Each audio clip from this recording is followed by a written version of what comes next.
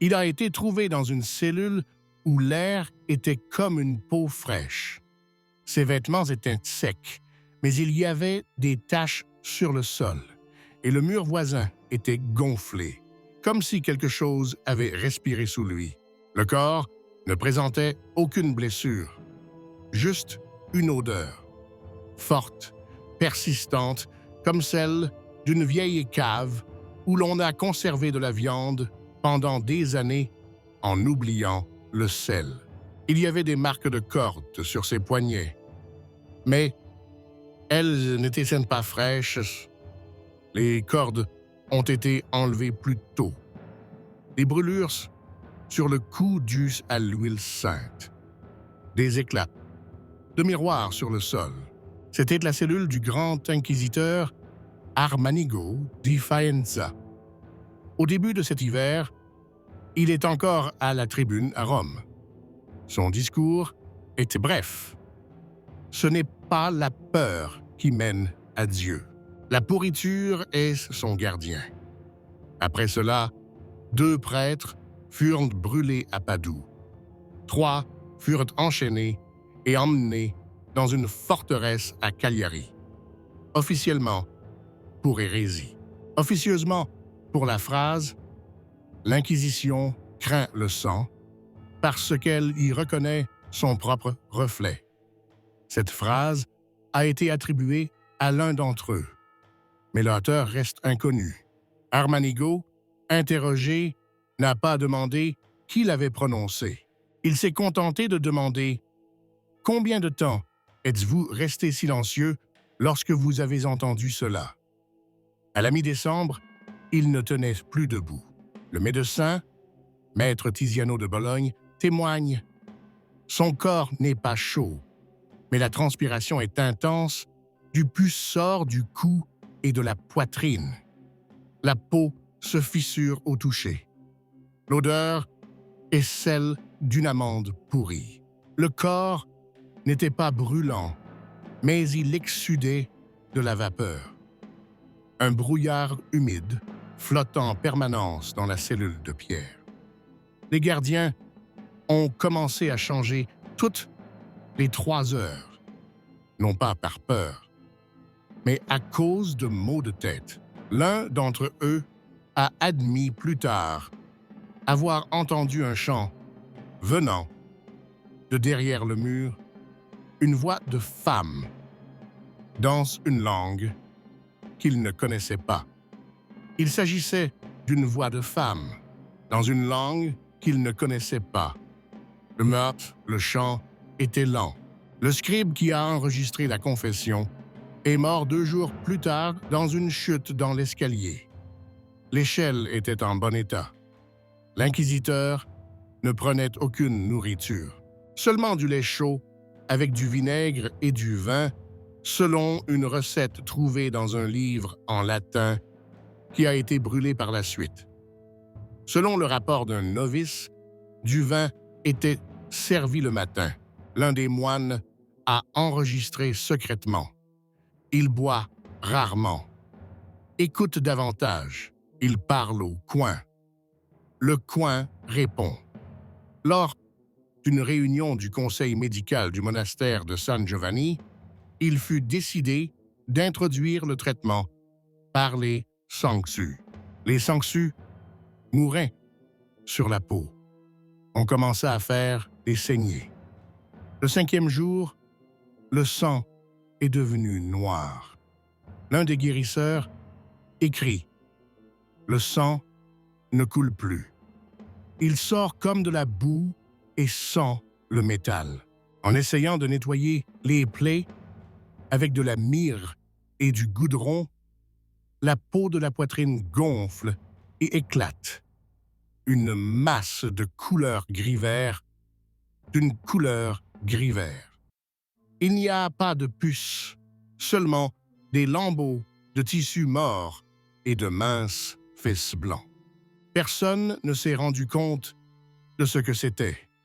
Armanigo continuait à respirer, rarement, avec des pauses. Son pouls n'était pas toujours audible. Parfois, Il se redressait sans ouvrir les yeux et murmurait des mots qui n'étaient pas enregistrés. Ceux qui ont essayé ont dit que sa main n'écoutait pas. Le papier se déchirait. Un jour, il arracha un rouleau à un moine et y mit le feu.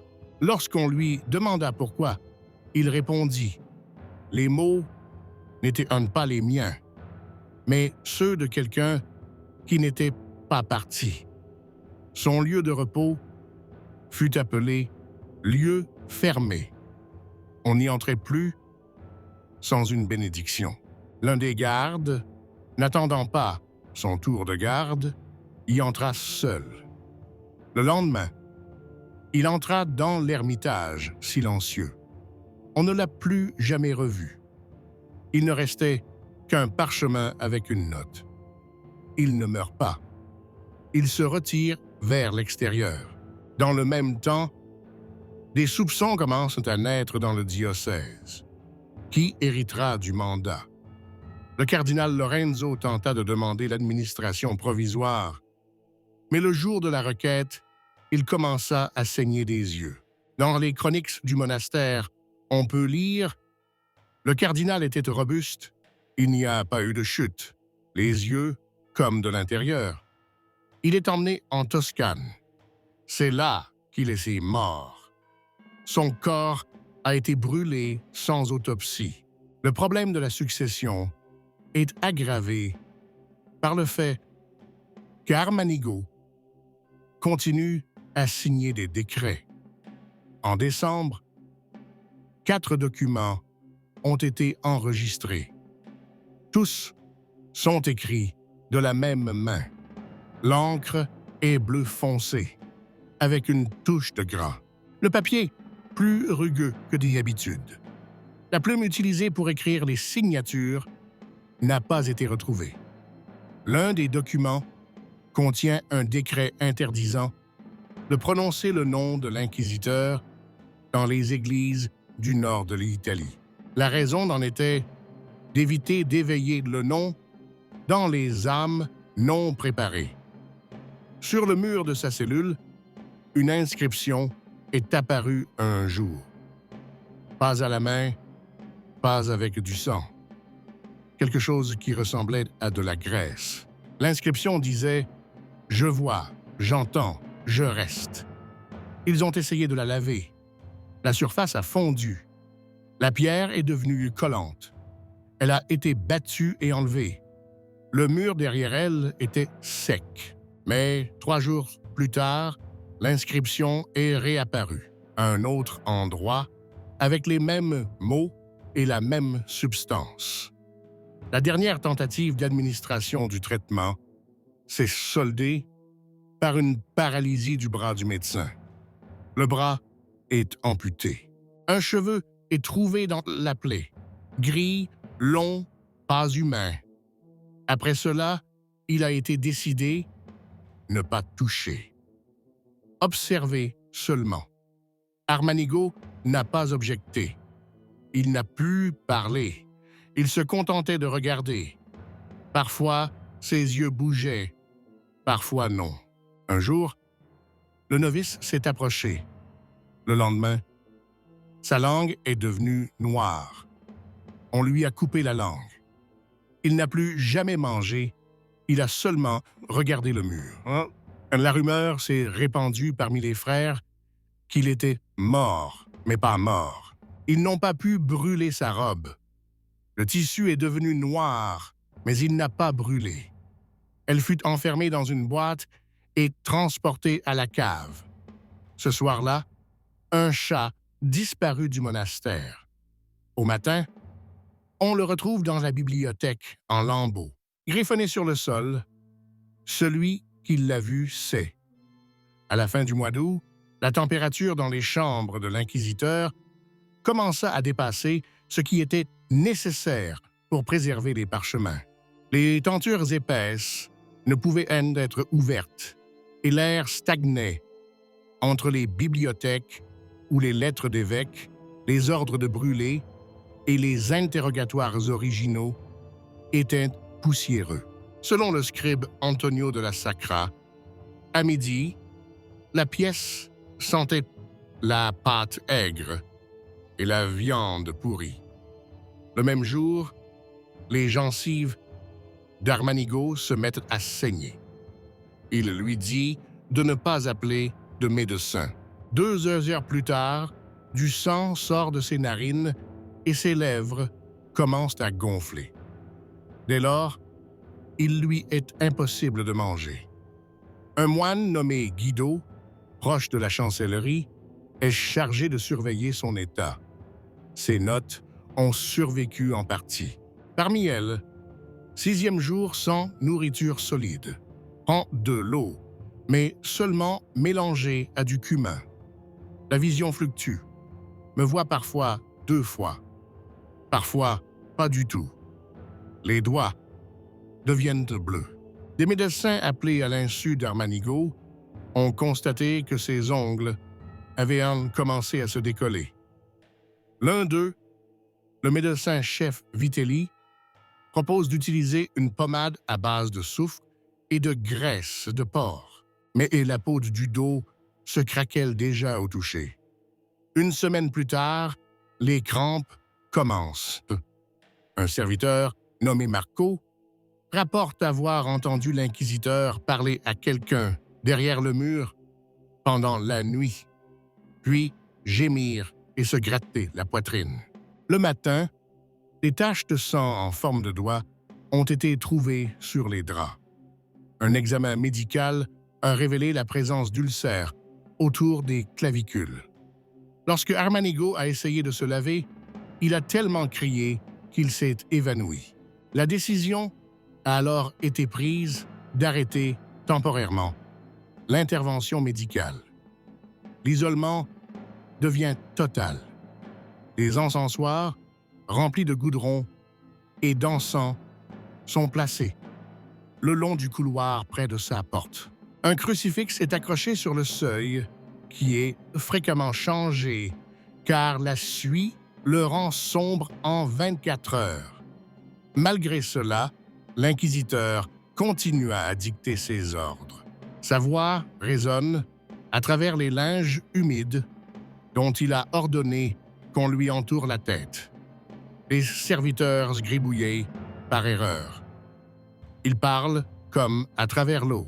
L'un de ses décrets, daté du 12 septembre, ordonne l'ouverture d'une enquête interne contre 3 abbés, qu'il qualifie de pourriture, qui a pénétré jusqu'au cerveau de la cellule. Le document est écrit d'une main tremblante, quelques mots griffonnés sur des taches de sang. Le sceau est apposé avec effort. La cire s'est profondément enfoncée, comme par un doigt. Pendant ce temps, dans le cercle extérieur du pouvoir, des mouvements ont commencé. La Curie envoie une enquête sur l'état de santé de l'inquisiteur qui reste sans réponse. À Rome, on soupçonne une attaque d'apoplexie. À Faenza, on parle d'empoisonnement. En fait, selon les archives de frère Guido, Armanigo commença ces jours-là à parler aux morts. Il demanda l'entrée de Saint-Dominique et refusa toute nourriture si elle n'était pas bénie par le frère Grégoire, qui avait été brûlé 20 ans auparavant. Il développa sur sa poitrine des taches qui dégageaient une odeur de fer. L'un des guérisseurs qui tenta de les enlever fut renvoyé. Armanigo l'appela un chien d'interrupteur venu avec une chandelle. Au début du mois d'octobre, des épisodes de suffocation ont commencé. Un rapport d'un garde du corps indique à la 4e heure de la nuit, Monsieur Inquisiteur a commencé à frapper le dossier en bois de la chaise, a essayé de s'arracher la langue et a crié qu'il avait des flammes dans les poumons. Il est alors transféré sur un lit dur dont la tête de lit est relevée. Le médecin lui prescrit une potion d'opium et d'ail. 2 jours plus tard, la peau de sa joue droite commença à se couvrir d'un film noircissant. On essaya de l'enlever avec une serviette, mais sous cette pellicule se trouvait un ulcère qui suintait un liquide jaune purulent. Le sang pulsait par à-coups, sentant le sein doux pourri. L'entourage perd son sang-froid. L'un des scribes demanda un transfert. Les serviteurs se taisent. Le seul qui resta définitivement auprès de l'inquisiteur fut le même moine Guido. Selon lui, en octobre, Armanigo a cessé de dormir. Il se lève, il regarde le coin où il n'y a pas de bougie.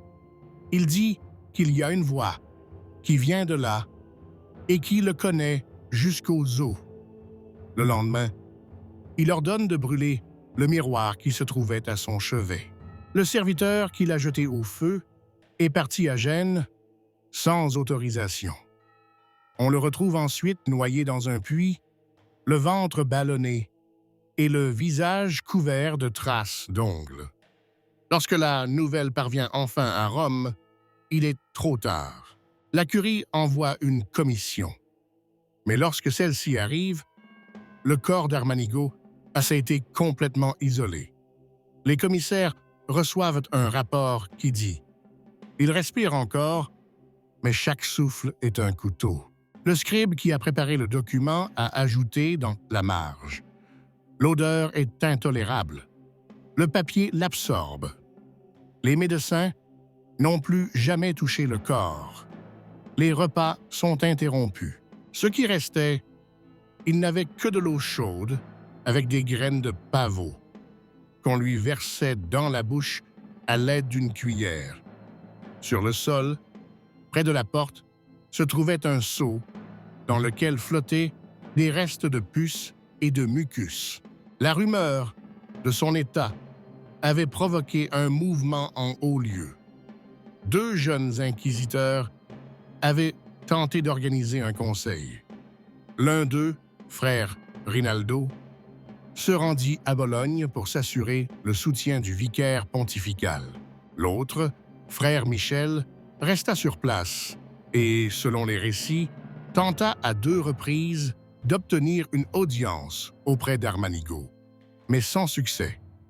Il n'a pas été autorisé à entrer. Les gardes n'ont pas donné de raison. Le rapport dit « Il est à l'intérieur, mais pas seul. Il y a quelqu'un d'autre qu'il appelle l'ancien de l'au-delà. Nous ne savons pas s'il s'agit du Seigneur. » Dans la seconde moitié du mois d'octobre, le corps entier était recouvert d'un tissu de lin. Les plaies laissaient des traces humides qui étaient absorbées par le tissu. Les chambres n'étaient pas ventilées. Les livres qui s'y trouvaient absorbaient l'odeur. Ils ont été brûlés par la suite. Selon le témoignage du ministre, même les cendres sentaient la viande laissée dans un panier au soleil. L'inquisiteur n'a pas repris la parole.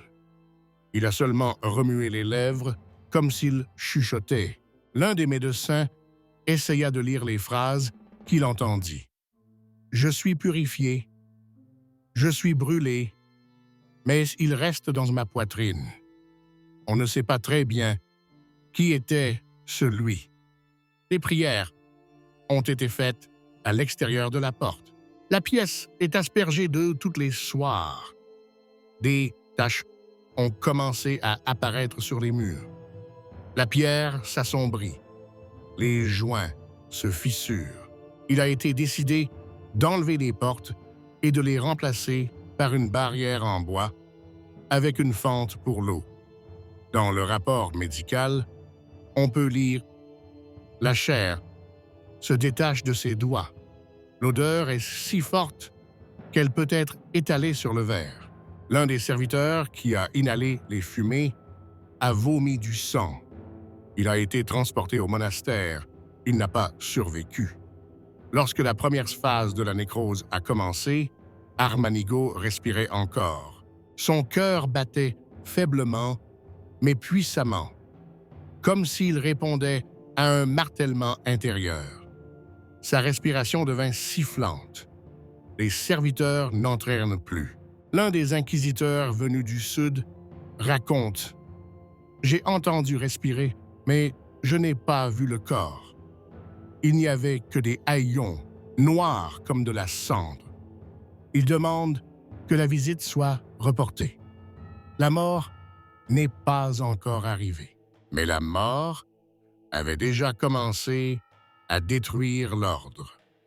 Les premiers signes de la désintégration de la structure politique apparaissent lorsque la réunion matinale du Conseil de l'Inquisition n'a pas lieu dans la cour du couvent de San Bartolomeo. Sur les 6 membres, seuls 2 sont arrivés. Les autres invoquent la maladie, la fatigue ou la nécessité de faire pénitence. Les serviteurs ont rapporté qu'aucun d'entre eux ne s'était approché de l'aile ouest, où se trouvait Armanigo. Un scribe notera plus tard « Ce n'est pas le corps qu'ils craignent. Ils ont peur de la voix qui se fait encore entendre. » À la fin du mois d'octobre, le cœur de l'inquisiteur continuait de battre, mais son corps ne fonctionnait plus. Un liquide trouble commence à s'écouler de ses yeux. Ses voies nasales ont gonflé et se sont fermées. Il ne respire plus que par la bouche, grande ouverte. Sa mâchoire devait être maintenue par des sangles de cuir. Des fissures se sont formées sur ses lèvres, recouvertes d'une plaque grise. En essayant de lire les mots, il se déplaçait sans signification. Les médecins ont dit « Ce n'est plus un être humain, c'est un vaisseau. C'est un vaisseau. » Le pus des ulcères a imbibé les bandages pendant 3 heures. Puis ils ont été remplacés par une entaille. Le frère Guido, le dernier de ses proches encore présents dans les chambres, écrit « Les serviteurs sont partis. Les gardes ne font que prier. Je reste seul. » Sa voix n'est plus une voix.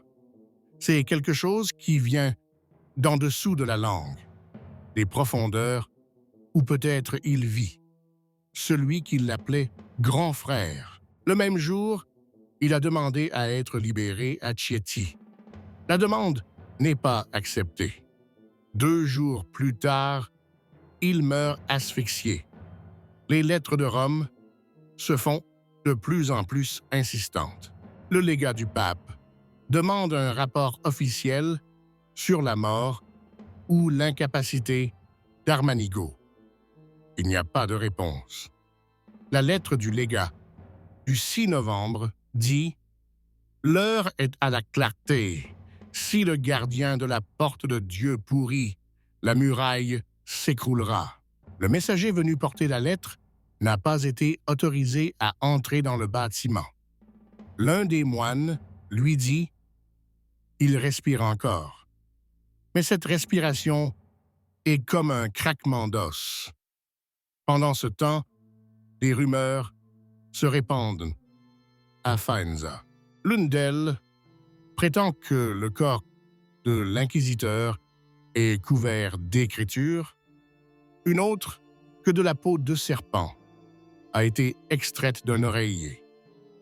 Un autre affirmait que de la peau de serpent avait été extraite d'un oreiller.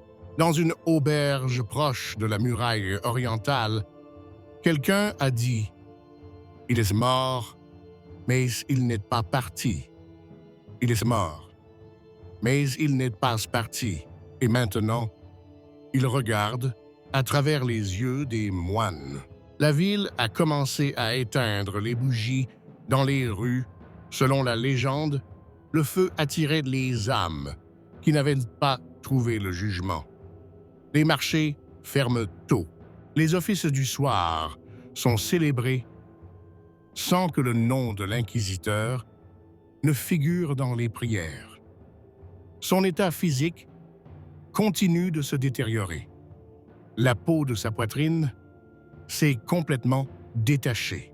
En ouvrant le bandage sur sa poitrine, le médecin Marino de Pesaro note « Sous le tissu, il y a une pellicule noire, lâche, avec des bulles. Cela sent le foie de bœuf laissé sur la braise. Mon cœur battait encore. Les moines ont dit que c'était une malédiction. Les médecins disent que c'est une crampe. Les politiciens sont une impasse. L'un des gardes du corps en service de nuit aux chambres s'est échappé le lendemain pour se rendre au monastère de San Jacopo. Avant de s'enfuir, il laisse un mot. Il appelle. Il n'appelle pas par le nom, mais par le son. J'ai entendu un étranger respirer en lui. Le monastère a fermé les portes le lendemain. La décision fut alors prise, en partie officiellement, de se préparer à la mort. Mais personne ne savait si elle était arrivée. Le pouls était à peine perceptible. La respiration était presque indiscernable. L'un des jeunes inquisiteurs a suggéré un rite de repos avant la mort, c'est-à-dire un service de prière pour l'âme encore dans le corps. Les anciens l'interdisent. Un autre rituel est alors pratiqué. Pendant 3 nuits consécutives, les moines récitent des psaumes à la porte sans entrée. À la fin de la 3e nuit, l'un d'entre eux devint aveugle. Il déclarera plus tard « Je l'ai vu regarder, non pas avec ses yeux, mais avec une blessure à la poitrine. » En novembre, les salles intérieures où était gardé Armanigo ont commencé à se dégrader. La pierre des murs est devenue humide et le plâtre s'effrite. L'un des coins est noirci. Des charpentiers ont essayé de renforcer les murs, mais ils ont refusé d'entrer. L'un d'eux a déclaré « Je suis maçon. Je suis maçon, mais ce n'est pas un mur. N'est pas un mur, c'est une peau. » Les travaux ont été interrompus. Le corps n'est pas mort, mais il ne peut plus vivre. Une nouvelle commande arrive de Rome. Avec elle, un cercueil recouvert d'un tissu noir préalablement consacré. Mais personne n'a pu assister à la mort. La commission est partie, une note dans les archives. Ils sont partis sans rien entendre. Et nous sommes restés, car nous en avions trop entendu. Le 15 novembre, la ville vit sans l'Inquisition. Les archives ont été mises sous scellé. Les interrogatoires ont cessé. Les prêtres conduisent les offices selon les règles générales et le nom d'Armanigo n'est pas mentionné. Une inscription au fusain apparaît sur la porte de San Bartolomeo. Celui qui pourrit ne doit pas diriger. Elle a été effacée, mais la marque est restée. Une note interne rédigée par la main d'un nouveau moine sentinelle se lit comme suit. « Je ne vois pas de corps. Je vois un tas de tissu sur lequel se déplace de la vapeur. Parfois, elle gémit. Parfois, elle bouge. Mais ce n'est pas la vie. C'est quelque chose qui n'a pas disparu. » Il meurt 1 semaine plus tard. La structure politique s'effondre enfin. À Rome, il est décidé de fermer le siège de l'Inquisition à Faenza jusqu'à ce qu'un décret spécial soit pris. Le document contenant la décision est signé sans résistance. Il porte 5 sceaux. Aucun d'entre eux n'est celui d'Armanigo. Pas un seul n'a été apposé à la main. Mais il n'y avait toujours pas de corps. Armanigo di Faenza mourut dans la nuit du 19 novembre. Dans les chambres, où il n'y avait ni lumière ni garde, il n'y avait que le clerc monastique Anselmo et le médecin Guiducci. Ce dernier est entré sur ordre donné oralement. Personne ne voulait signer l'ordre d'entrée. Selon le témoignage d'Anselmo, le souffle disparut vers la 3e heure du matin. Puis, 3 spasmes thoraciques profonds. Le dernier a duré un temps anormalement long. Ensuite, le silence. Pas de pouls. Les yeux ne se fermaient pas. Un liquide épais, presque noir, sortait de ses oreilles. Il sentait le vinaigre et la viande laissés dans la boue. Les cellules ont été scellées, mais en 2 heures, la pourriture à l'intérieur commença à une telle vitesse que le frère Guiducci, ayant à peine eu le temps de traiter le corps avec de la myrrhe, en sortit avec une attaque de nausée. Il mourut le soir même. Les gardes déclarèrent « Ce n'est pas le corps. C'est déjà une substance qui n'aurait pas dû vivre. Les bandages laissés sur sa poitrine sont noircis. Le serviteur qui les a touchés a été brûlé. Le corps dégageait une chaleur semblable à de la bave en décomposition. La température dans la pièce était plus élevée que dans le reste du bâtiment. Le lendemain matin, les préparatifs pour le déménagement commencent. Mais le cercueil, livré à l'avance, ne peut être utilisé. Le tissu à l'intérieur est noirci et se défait au premier contact.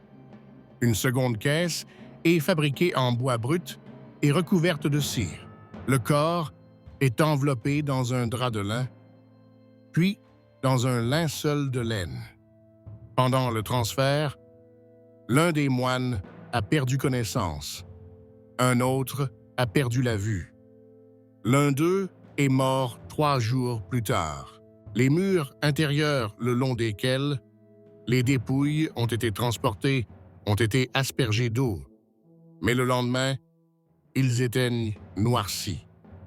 Il n'y a pas eu d'adieu. Il n'y a pas eu de messe. Le cercueil a été transporté en charrette jusqu'aux portes du cimetière San Carlo, mais pas à l'intérieur. Ils ont refusé de consacrer le sol. Le frère Silvestro a dit « Il ne demande pas le repos, il demande l'oubli. » La boîte fut enterrée contre le mur nord, de nuit, sans un mot. Une croix de bois sans nom a été placée sur la tombe. Un jour plus tard, elle fut brûlée. Le silence règne dans la ville. La maison où vivait l'inquisiteur est barricadée. Les papiers des archives sont brûlés dans la cour. Les témoins signent l'acte.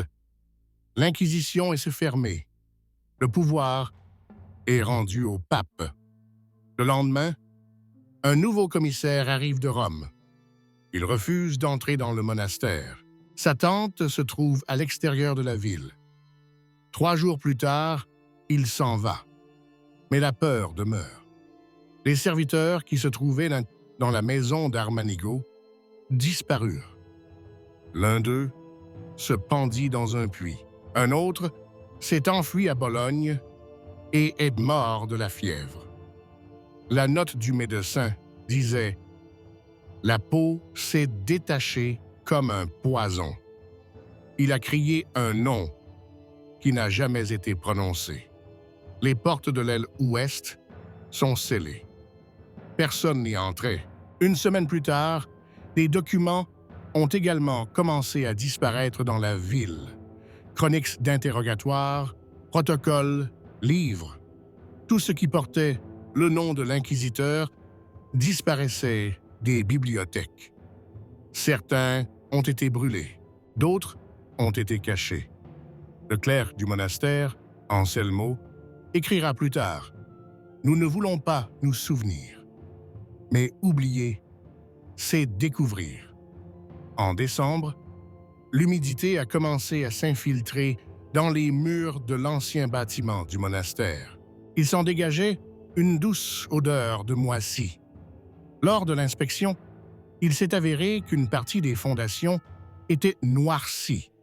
Les murs étaient couverts de fissures.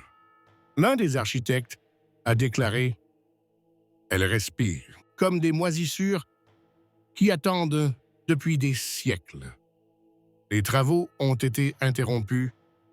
La pièce est jugée dangereuse. Mais le pire est arrivé plus tard. Des rumeurs. Des prêtres ont refusé de servir l'autel où Armanigo officiait. Un moine qui était resté pour les prières nocturnes a disparu. On le retrouve au matin dans le réfectoire, le visage contorsionné. Extrait du journal.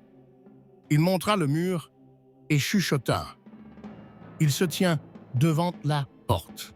Il attend un nom. À Rome, l'Inquisition entame une réforme. Les personnes clés sont remplacées. Des postes sont supprimés. Le décret du pape stipule que le pouvoir doit purifier et non pourrir. Que le nouveau ne vienne pas avec le feu, mais avec la paix. Mais les lettres des évêques des provinces disent le contraire. De Modène, on rapporte « Les premiers mois sans lui, et plus de peur qu'avec lui. » De Pérouse. Les gens croient qu'il n'est pas mort, mais qu'il est devenu quelque chose d'autre. Maintenant, chaque procès est une question. Et si nous laissions de nouveau entrer l'ombre? Le nom d'Armanigo di Faenza n'apparaît plus dans les messes ni dans les chroniques. Il a été remplacé par la formule « Celui qui tenait la clé, mais n'ouvrait pas la porte ». Mais dans les écrits privés, dans les brouillons, dans les journaux intimes, il y avait encore des lignes, comme celle-ci, tirée de la lettre du frère Girolamo à son frère de Sienne. Il est mort, mais pas de la maladie, pas à cause du temps, mais parce que son cœur n'était plus le sien. Il était devenu le réceptacle de la peur. Et quand la peur a débordé, la chair a éclaté. Faenza ne reçoit plus les inquisiteurs. Le couvent de San Bartolomeo est vide. Seuls les murs, noirs d'humidité, rappellent qu'un homme dont le nom ne s'est pas divulgué a vécu entre ces murs. Et dans la nuit, lorsque le vent poussait des feuilles dans les rues mortes, ceux qui étaient éveillés entendaient parfois un son, comme si quelqu'un les appelait. Pas un nom, mais une voix, étouffée, lente, pourrie. On disait que c'était le cœur. Il bat quand personne n'écoute.